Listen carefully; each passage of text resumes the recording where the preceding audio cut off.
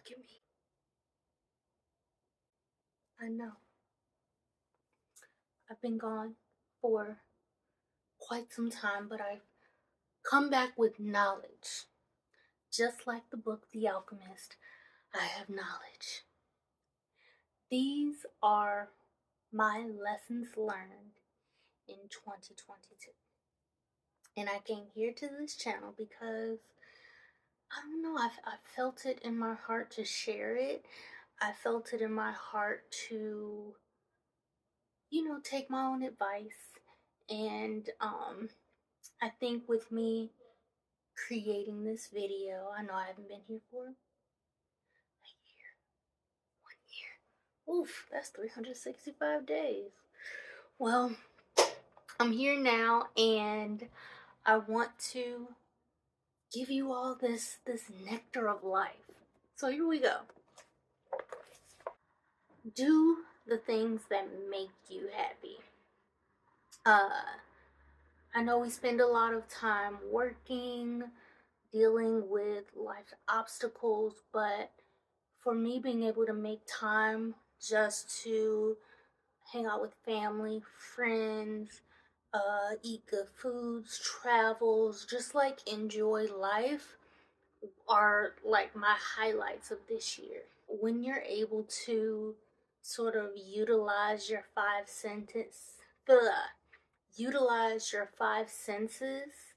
and just indulge in life, that is some of the most thrilling experiences that you'll ever have. And I wholeheartedly agree with it that, yeah, doing the things that make you happy it just brings this vitality and it adds purpose. Number two, timelines are arbitrary. Now, what do I mean by that? I mean, if you have timelines on periods of your life, like let's say by a certain age you think that you should be buying a home, getting married, be in a certain career field, making a certain amount of money in this career field, being able to buy a boat. Those timelines are arbitrary.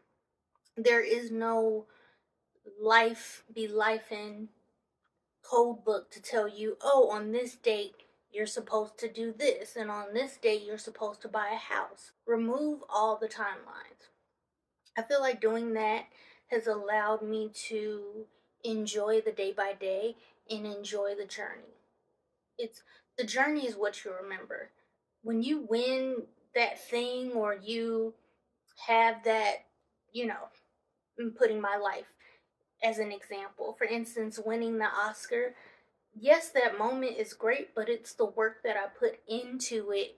Winning the Oscar, it's the auditioning, it's the signing the contracts, it's the filming, it's the press promotion, all that extra stuff, and just doing that over the years and then being fulfilled afterwards because you've gone through that whole holistic journey.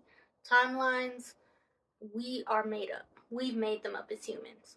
Like, they really don't exist. Like, we assume that they exist because they're placed in front of us or other people have put them in our way, but they actually don't exist. They're all imaginary. uh, that leads me to number three. Consistency is key. I know I'm not the best example of consistency, but consistency is what gets you to that next level. Um, it's with anything that you do. If you're not consistent with it, if you're a novice, if you're just doing it one off, you're not going to learn and you're not going to grow with anything. It could be YouTube, it could be working out, it could be starting, I don't know, a new hobby. If you're trying to be an Olympic archeryist person, like you can't just, oh, I'm gonna do this thing, do it one time, and then think that you're gonna go to the Olympics. No, it's consistency, years of training, years of um sort of just like molding yourself and becoming callous to the point where it's embodied in you and it becomes second nature. Like that's the whole point with anything. It has to be a part of you. And that's when you start seeing results. And they say there's like some book that I read, it said it takes about, I would say, like 6 months to like start seeing results, but 18 months to be a completely new person. It only takes 18 months to be an expert at something. That's not a long time.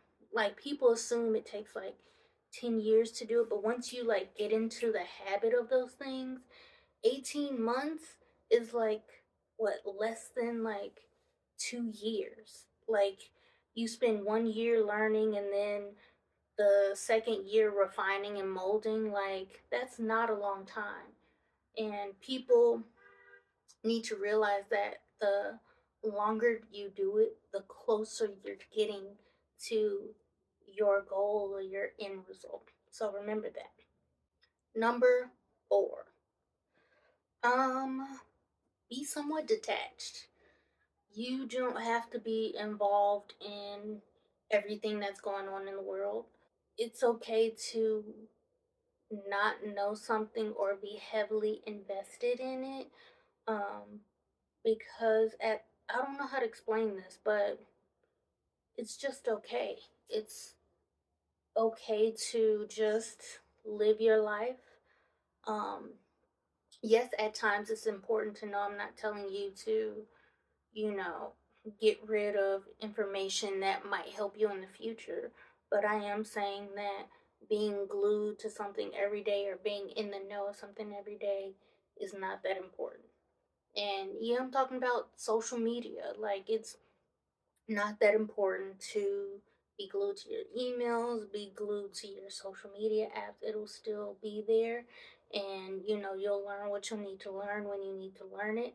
But you don't have to be super invested in everything, everywhere, all at once, all the time. It's just not realistic. It's not sustainable. And it's not good for you. It's good to just breathe and just enjoy your surroundings. Number 5 that goes with it, I would say let go. Let go of things that no longer serve you. This year I spent a lot of time getting rid of stuff, things that I haven't even touched in years, clothes, shoes, just like different like cooking tools, utensils, uh, things that I don't even know why I even have it. And I've also, with that, like decluttering and letting go has made me more conscious of the things that I buy. Um, because there's some things that I've purchased and I didn't even, I haven't even used it, and it makes no sense for me. I'm like, I have this and I didn't even need it. So decluttering makes you more conscious of the things that you have, and it also allows you to appreciate the things you do have, because now you're able to sort of get the full use of those things, enjoy them, um, allow them to like excite you in whatever new purchase you have, or whatever you're getting rid of that has already served its purpose. You're able to let it go and call it in with ease. Last but not least, ooh, and this one is my favorite, eat good food. Yes, I started this channel as Food in History to share with you all just the different histories of food. And yes, I'll be coming back with more food and history content, but I also wanted to incorporate the sort of mindfulness content, sort of like cozy content, cozy. uh, but eating good food and just like, for me, I've incorporated a lot of healthier foods, a lot of just like international fruits and vegetables. This year I had sugar cane for the first time. Like, I was like, I've never had sugar cane before.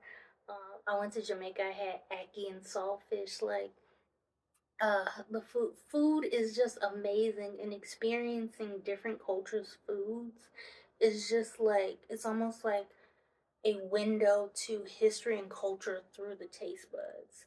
And especially, like, if, like I said, if you're like me, if you like the things I post on this channel and you're a foodie like me, and going out for a good meal and just like splurging on the things that matter to you. And for me, is tasty food.